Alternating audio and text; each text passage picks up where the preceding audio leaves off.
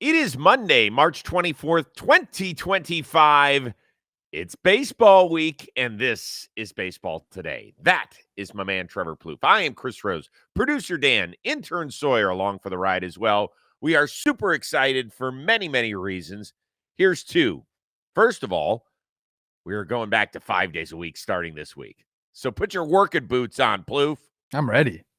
I've been ready for this, Chris. Baseball season's here. This is when we thrive. Yeah. So we got that going for us. Number two, the reincarnation of the Rose rotation dropped earlier today. So check it out right here on our JM Baseball YouTube channel. Okay. It is called Dugout Discussions with Chris Rose. We've got a lengthy interview with Royals All-Star shortstop Bobby Witt Jr. We also ask a bunch of players and managers fun-loving questions. Here's a little taste. Did people yell at you? One time, and I told the guy, I said, it's 7U softball. Relax.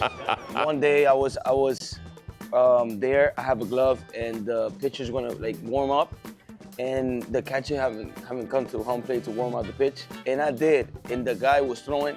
He didn't know that was there, and he threw the ball, and the ball whoop. It was crazy. I was 16 years old because I just started driving, and the reason I remember it so well is there were two girls that worked there that I thought were really hot. The rest of that Tito story is great. It's good stuff. It's fun. We talked to probably like 7 or 8 players from all the teams that we visited throughout spring training. We're going to continue to do that when we visit Dodger and Angel Stadium. We're going to hit up all 30 teams, so it's going to be a ton of fun. That's amazing. I love that show keeps kind of changing, or I don't even know how to describe it, but I think what you're doing there is going to get a lot more fun clips, and you're going to get a lot different players. Yes. Because it's a little shorter time period. Yeah, and that's the goal. And families involved. Michelle Rose, yes, she gets to play dress up and be a critical part of this program. For those of you that are already checked it out, you know what I'm talking about. So go. I know it. Settle down over there, okay? It's shocking. It's shocking. What's shocking? Shocking. That beautiful woman is with you. That wasn't very nice at all. You got a great personality. So check out Dugout Discussions with Chris Rose, please. We appreciate it. Leave a comment. Click a thumbs up as well. Do that for this show. It helps us out. All right, let's get it going. Paul Skenes laying down the law. He was talking to the Pittsburgh media. He was asked about the pressure of being the face of the franchise moving forward. And he took it kind of a totally different way. He said, quote, "We owe it to the city because it's a lot bigger than all of us. We saw it last summer. We've seen it in the video with the wild card game. I'm tired of watching them." Not taking anything away from those guys, but the fact that that's the golden era of recent Pirates baseball, that needs to change. We owe it to the city. Hey, Plouffe, I thought that starting pitchers were supposed to be seen and not heard. Are you okay with these comments? Starting pitchers are always heard. I actually love these comments. And here's the thing, teams need guys to step up and lead them directionally. And you could say, oh, well, isn't that what the manager's for? Or it's a team. It's okay, yeah, but this is a clubhouse, and you have to all be kind of going in the same direction. And when you have a guy like Paul Skenes, who's known for his work ethic, his confidence, obviously the skill plays out on the field as well. But when you have a guy that can say, I'm doing this, I'm going to work this hard, this is what I want to do, hop on my back, that's stuff that you have to have. There's a famous, there's a famous story at the Twins. It still gets told to this day about Kirby Puckett coming in during the World Series and say, guys, hop on my back. I'm leading us to victory tonight. Hits the walk-off homer. We'll see you tomorrow night. You have to have guys take control. Okay. And that's a welcome sign for most players. Not everyone wants to be a leader or can be a leader or can focus on that. A lot of guys just have to do their own thing because the big leagues is very, very hard. But for Paul Skenes at his age, in 1 year in the show, to be able to understand, I can do all that and still be the vocal leader here. I think that just shows what kind of person he is. So I love this. I think more teams need guys like this stepping up. Let me give you an example, a real world example of why this is awesome. When you go out to dinner and it's maybe a group of friends, or for me, we go out and we have 2 other couples that Olivia and I go out to dinner with all the time. You want to do family style ordering.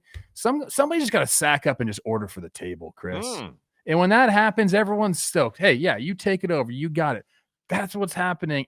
But on the professional baseball field, he's saying, this is our direction. This is what needs to happen. And man, that's exactly what the fans want to hear too. It's not, I think it's really funny that he said like wild card games shouldn't be the golden era of Pirates baseball. Like, you know, it's difficult to make the playoffs, but it's true. Like I love that line from him. I love everything about this. So go Paul Skenes, go. Like he's one of those guys.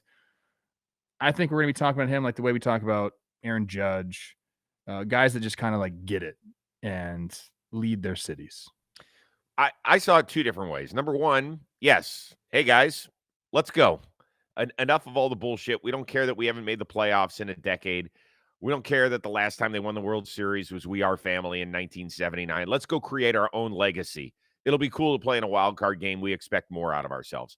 But to me, this was directed at the owner's box and Bob Nutting. And it was basically, I'm going to do my job. You start doing your job and start putting people around me so that you don't screw up this good young rotation that we've got, right? I mean, I think that he is firing warning shots with less than a year of service time saying, if you don't do your job, then before you know it, I'm going to be out of time and I'm going to be on the way out of here. I think that's a warning. I get that. I think it's more of pressure than a warning because what's he going to do? He's got to pitch there for the next 5 years. So like the warning shot, pressure, yeah, because he is saying it's time to go. And there was an article written, I don't know where it was. I'd have to look it up again, but I was doing a little bit of just scouring teams and stuff like that, doing some research as we get started here. And it was talking about how Nutting has basically gone dollar for dollar in concession and ticket sales to go with his payroll. So like, you know, there's a lot of other auxiliary income that comes in with your team that's not associated with that. That's one of the least things that you have going for you in Major League Baseball. So yeah, like you got to spend some money, dude. Everybody knows you got to spend some money to make some money. Well, I look at it this way. It's not apples to apples, but hear me out. I look at Paul Skenes a little bit like I look at a quarterback on a rookie deal in the NFL, meaning that you only have a couple of years where your best player is going to be making literally almost nothing, right? He's making under $1 million this year. And so when you build around teams, like if you're in Houston with CJ Stroud, who's 2 years in, or the Chicago Bears, who 1 year in with Caleb Williams, or Washington with Jaden Daniels, they know they can spend money elsewhere because they don't have to pay their quarterback yet. When you don't have to pay your best player dollars, go supplement it elsewhere. And they just haven't done that enough. They have not done that enough in what, in my opinion, is a winnable division. Hell, I would have liked to have seen them trade for a year of Kyle Tucker. I don't know if they could have pulled that off, but I would have liked to have seen them do it. I mean, what are we doing? You cannot waste these amazing years of Paul Skenes when you're paying him nothing in baseball terms. And that's I also what I'm afraid the Pirates are going to do. It's a desirable place to play as well. You talk to guys around the league. It's always one of their favorite road stadiums to visit is PNC Park. Okay, not only that, you have the fan base that's there. 3% flat income tax there. Like, there's a lot of things to like about Pennsylvania. It should be a haven for free agents to go, but you got to put the money up. I mean, no one's going to just take a massive discount to go to a team that hasn't shown that they want to win as far as going out and getting guys. So yeah. I mean, I feel like we talked about this a lot in the Pirates, and we want them to have expectations. And I like that Paul came out and said this. And again, it's just more pressure. They're going to feel pressure from fans, but now when your player comes out and says it before the season, I think that means a little more. All right, two other quick things. Number one, since Bonds left at the end of the 92 season for San Francisco, how many winning seasons have the Pirates had? What was the date on the year on that? After the 92 season. So 92.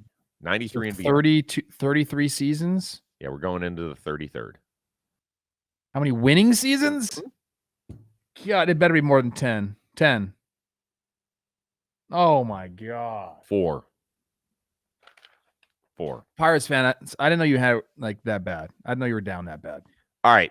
The other part about the Skenes equation, this happened late last week, the 1/1 autograph card sold for $1.1 million. Remember, it was an 11-year-old that pulled it on Christmas Day. They put it up for auction. That family's going to pocket $925,000. If you're the kid's parents, do you let them spend any of it? Yes, $100. Like, do you know how much $100 is to an 11-year-old? Dude, like, you could do a lot with that. Hey, you know what? Give him $500, and he'll think he is loaded. Yeah, that's good. That's a good amount. Give him $500 and say, "Hey, go to Target or wherever the heck you go now and spend that." Okay. The rest of it, no, we got to be putting that away. We got to be saving it. We got to be investing that. It's actually a great time to put your money in the market. Just saying, not real financial advice, but I'm just saying. Yeah, flashing a sign. max. This is not real financial advice. Not real financial advice. $500. I think that's good. You know what? Let us know. Give us a comment while you're here with the thumbs up. Click on that too. Leave a comment. You know who bought it? Yes, Dick's Sporting Goods. They're going to put it on display in their one of their main Pittsburgh stores.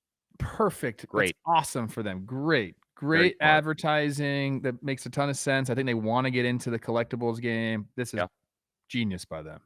Yeah, so leave us a comment. Let us know how much you'd let your kid, your 11-year-old, spend of the $925,000. Of course, some of that will not be going to you anyway. Does mommy and daddy get to pocket a little bit of that? Stop. Or is it Santa? I mean, Santa gets his cut. Ho, ho, ho. That'd be great if they're like, "Hey, Santa wrote us a letter, and he said that, this is part of the deal. Santa gets $300,000. Here's part of the reason I'm wearing my Cleveland Guardians cap. They were busy over the weekend with a couple of moves. They make a trade to bring back Nolan Jones, a former second-round pick. Looks like he's going to be their starting right fielder. We don't know definitively. They give up a guy who is a former shortstop but moved to the outfield, guy that can do just about everything on the baseball diamond defensively, and Tyler Freeman. The other news was that they have locked up their opening day starter, Tanner Bibee, 5 years and $48 million. I mean, I wasn't really necessarily a super high pick out of the draft. I mean, I feel like I kind of really leaned into what Cleveland kind of develops into, and I feel like it was obviously very mutually beneficial. So that's Tanner Bibee right there. Which move should Guardians fans be more excited about? I think it has to be the Nolan Jones move. I mean, Tanner Bibee is a great pitcher. He's going to be the ace of the staff. He's earned that contract, but essentially this is just like buying out his arbitration years. There are a few club options, I believe, for $21 million that would buy out his free agent years. Yeah, it's buying out one free agent year, and then the option would buy out a second. Okay, yeah, I mean, like, that's great. And you have your guy, and it's cost controlled. And Cleveland, we understand that's kind of how they operate, and they need to do stuff like that. But you already have him on your team. You know what he can do. I'm excited for them. But I think Nolan Jones, he's back in the organization, and this guy doesn't have a track record, but he's proven that he can do it at an elite level in the big leagues. And you could talk about those numbers and underlying metrics all you want, but when you put up a 931 OPS, you do go 20-20 in your rookie season. Like, the guy is dynamic. Like, he's got all the tools. Last year he was hurt, so the numbers are terrible. But I think, you have him for, 4 more years, basically cost controlled, and there's a lot of upside. So I think that Nolan Jones coming back to the organization you should probably be more excited for that, because Cleveland's been looking for outfielders to kind of come and take a spot for years. Like, thank goodness for Stephen Kwan, but a guy like Nolan Jones, I think, can be a real difference maker if he's healthy and like they can figure a few things out with him. I think last year he had a big drop in the how much he put the ball in the air, and that's like not that hard of a fix. So put the ball in the air a little bit more. We know about that jet stream in Cleveland now. Nolan Jones has a chance to really break out. I like that. I like the move a lot. It was interesting because he's a former second-round pick of theirs in 2016, and then he got a cup of coffee in 2022, and right after the season, they were like, see ya. And Juan Brito, the guy they got, almost broke with the team, and I think he's going to end up getting a real shot to be their everyday second baseman. We were making fun of you because we're like, dude, you guys have been looking for outfitters. You just gave away a guy that just was like second in rookie of the year, but now he's back. Yeah. Now he's back. Yeah, I would say that's probably the more interesting of the two because of all the moving parts. What does it mean for Will Brennan? They told him a couple days ago that he was breaking with the club. Now it doesn't feel like he's got a role because, Nolan Jones, when he's out there, and that's been part of the problem, is that he dealt with a bad back and a knee issue last year. If he's healthy, he's a good outfielder. And people say, well, was his 1 year, was it Coors inflated? No. Go look at his splits. His home road splits were excellent, both over 900 OPS that year. So this is the way that my team does business. We kind of nickel and dime our way through, and we have been looking for these power hitting outfielders. The trade of Lane Thomas, he's not a true center fielder, but that's where they're going to play him, was certainly helpful last season. Stephen Kwan upped his power numbers significantly a season ago, and you throw Nolan Jones into the mix, and all of a sudden it looks like a major league-ish outfield. So I don't mind it. Yeah, I think I'm on the excitement meter. I would say I'd grade it about a 7. This is how the Guardians do business. It is, and Both of those moves are very Guardians-like. It's very, very Guardians. I like the Bibee move because they never did it with Bieber. They were never able to come up with a number that made sense for both sides. So Bibee, he's a good pitcher. He's a bulldog. He works his ass off out there. Some guys don't dig it all the time because he looks into the umpire and rolls his eyes a lot. And I've talked to some guys around the league about that, but he's a baller. I don't think it's bad. I'll tell you when I think a pitcher is like annoying. I don't think it's annoying. I think he truly is. He's in the game. He's locked in. He is. Today's episode is sponsored by Bird Dogs. Bird Dog shorts right here. They aren't boxy. They aren't stiff like other khaki shorts. They move with you, and the material, it feels amazing. Now, Bird Dog shorts, they look great. They're versatile enough for just about any occasion. You can wear them to work. You can wear them for date night, to the golf course, to the ballpark, or just hanging around watching the game at home. It doesn't matter. They're that versatile. Consider them like the utility player of all sorts of shorts. You can really dress them up or down for anything that your busy schedule may throw at you, making it so that if you wonder if you really ever have to take them off. Now, I would consider taking them off strictly for washing. Once they're done in the dryer, then you can put them back on. Now, Bird Dog shorts, they look great. They feel great. And for a limited time, our listeners will get a free hat with any order when you use the code baseball today at birddogs.com. I'm going to have Michelle run and get me the hat, and then I'll bring it up and show it to you later in the show. So make sure you get the hat. It'll be completely free when you use the code baseball today at birddogs.com. Support this show, Baseball Today. Let them know that we sent you. Yeah, and listen, Chris, usually I let you take over the ad reads, but I really like Bird Dogs, and as the utility player on this team, I will say I wear them a ton, and you can wear them anywhere. You can wear them on the golf course. Show the shorts.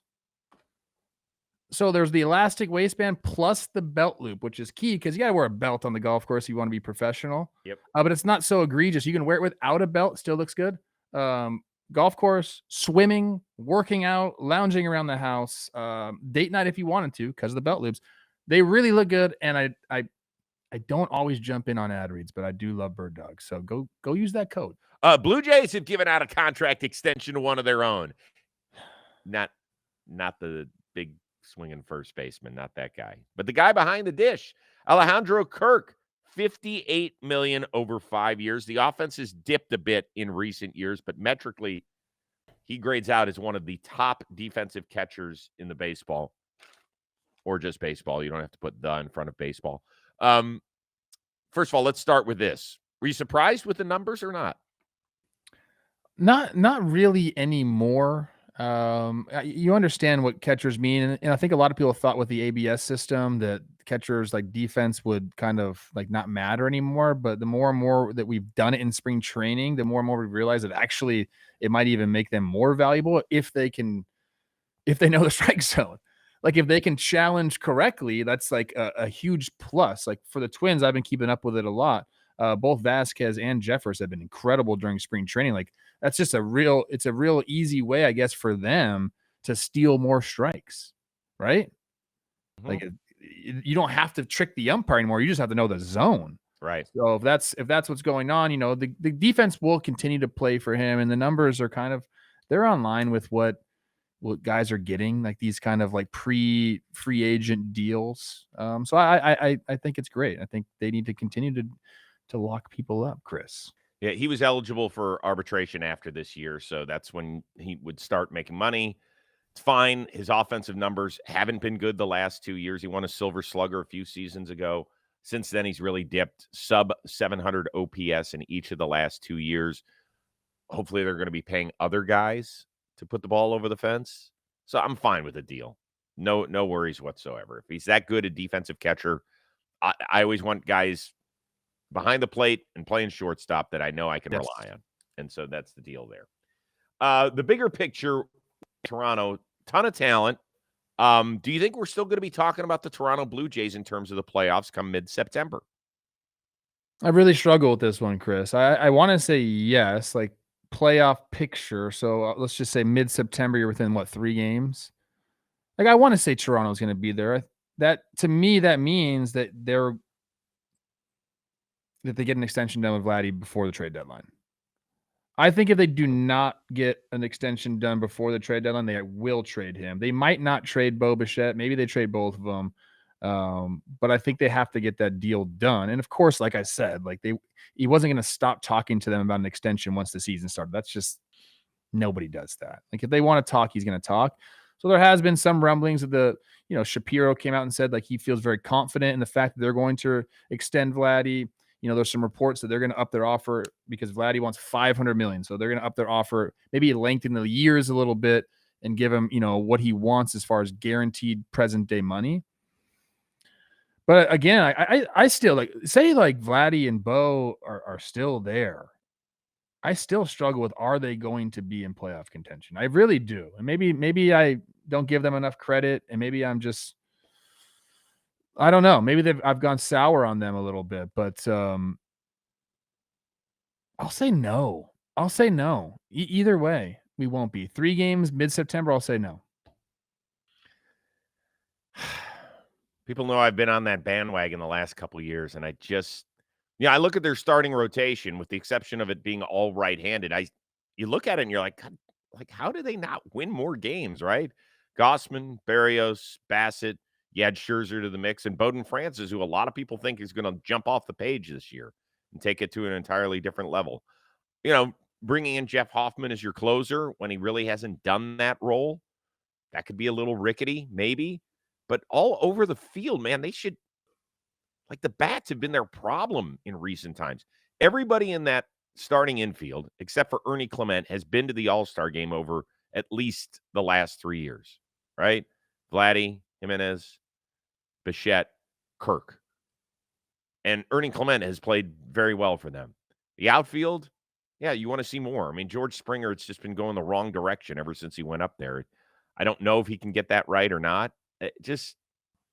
They feel like they should be better than they've been. 74 wins is inexcusable for that franchise. Inexcusable. And I know a lot of people are frustrated that they haven't made changes, whether it's in the dugout or more importantly in the front office. I would say no. Yeah, I mean, let's look at the teams. I mean, okay, let's just call it the Rangers win the AL West, right? Let's call it your Guardians win the AL Central and the Red Sox win the AL East. I'm just throwing names out there. So that means there's 3 spots left. Are the Blue Jays better than the Orioles, the Yankees, the Rays, the Tigers, the Twins, the Astros, Royals? Like that's 7 teams right there that you can name. Are they better than 4 of those teams? I don't know, man. I think they're right in the pack. So I don't know. I'm going to say no. I'm going to say no. I'm going to keep my no. Yeah. Loperfido, by the way, I thought that was a good pickup in the Astros trade. I like that in the Kikuchi deal. So maybe he comes and surprises us, and he's the missing bat. Bo Bichette to the Twins.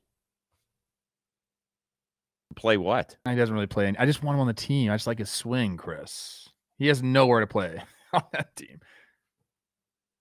Till Royce Lewis pulls another muscle? No, he's already out. I know. Don't do that. Yeah, that's not nice at all.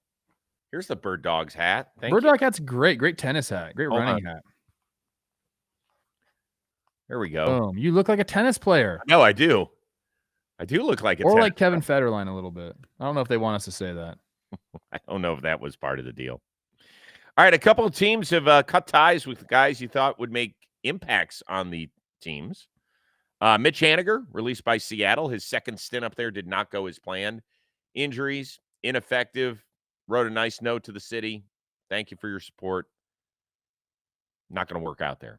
Meanwhile, the Braves have traded former World Series hero Ian Anderson to the Angels for reliever Jose Suarez. Which move are you more surprised didn't work. Anderson in Atlanta, Haniger part 2 in Seattle. Anderson in Atlanta by far. I mean, I looked at his baseball reference page. I know he hasn't he's been hurt, but he hasn't thrown in the major league since 2022. It's crazy. That's crazy to me. I did not have that, in my mind there. Yeah, the way he started out and kind of, we know the postseason record. I'm looking at the stats right now. 35 2/3 innings pitched for them in the postseason to a 1.26 ERA, a 2.9 FIP, whatever you want. The guy crushed it in the postseason.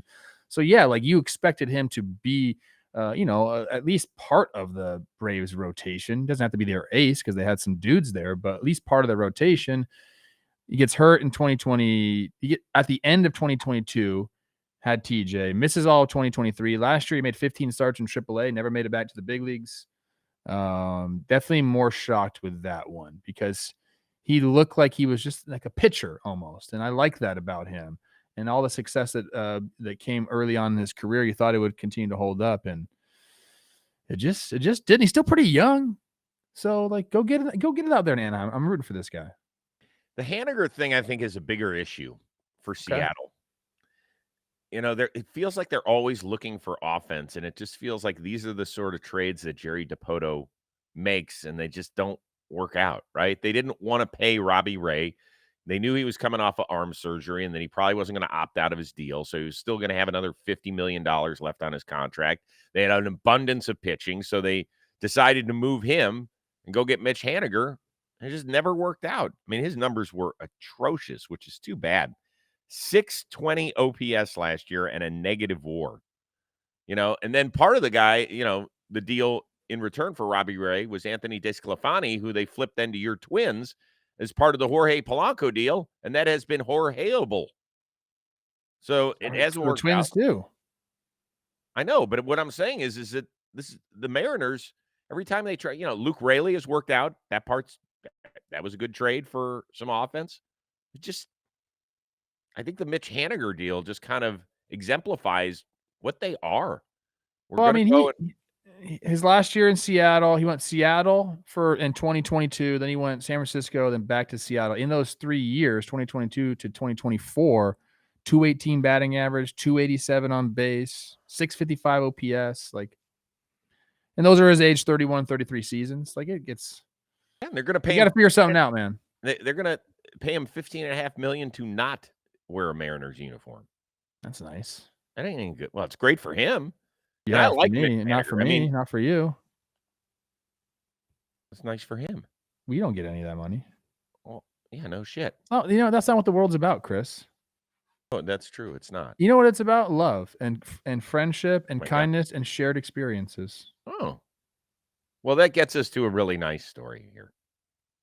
Great moment for Yankees backup catcher J.C. Escarra. He's a former 15th round pick by the Baltimore Orioles in 2017. He's toiled around just about everywhere, right? Winter ball, indie ball. He has Ubered. He's been an Uber driver to make ends meet. He's been a substitute teacher to make ends meet. And of course, in the offseason, the Yankees trade Jose Trevino to the Reds. And so there's a spot open behind Austin Wells. And this kid ends up making it. Booney did the whole okey doke thing, kind of faked it. Sorry, don't have a spot for you. Oh, actually, we do. Give you a big hug. Well, he called his mom, who, of course, came to this country from Cuba, and this was part of her reaction. Vamos para Nueva York.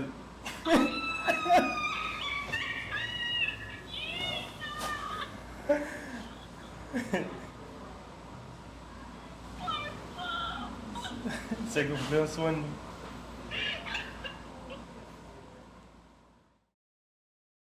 I don't care what team you root for. I mean, if that doesn't just pull at your heartstrings, I don't know what does, dude. There's nothing better. It really shows, that to make it, you have to have so many people behind you, believing in you, helping you. It's not a solo mish, man. These guys aren't doing it on their own. Very few, if any, do it on their own. Your mom driving you to practice, Olivia was just in the cage with Teddy the other day, man. I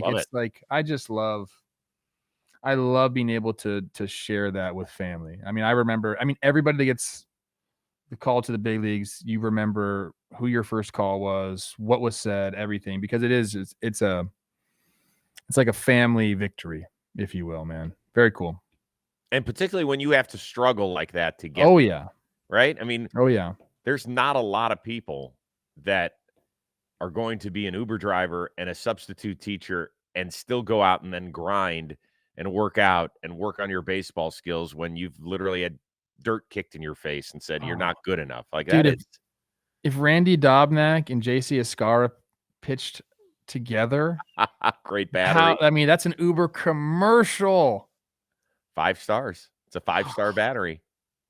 That's pretty good. Awesome. Yeah, it's awesome. And there's going to be more and more of those stories that we'll uncover over the next few days. And we're going to show as many of them as we can because that's what it's about, man. Once again, I don't care what team you root for. You could be a Red Sox fan, watch that video, and feel good about it just because of the human side of it. Really cool. All right. It's fun being back to 5 days a week. We love it. Yeah. Once again, don't forget to check out the debut of Dugout Discussions with Chris Rose. It's on our JM Baseball YouTube channel. It's fun. It's quick. It's less than 25 minutes. You're in and out. We, touch base with a ton of ball players and managers and just have a good time with it. It's fun. We are back at it again on Tuesday. So for our one-of-a-kind producer, Dan Rourke, our amazing intern, Sawyer, that is the uber talented Trevor Plouffe. I am Chris Rose. Don't forget about getting your Bird Dog free hat, okay? Along with the shorts. I am Chris Rose. We will see you Tuesday here on Baseball Today.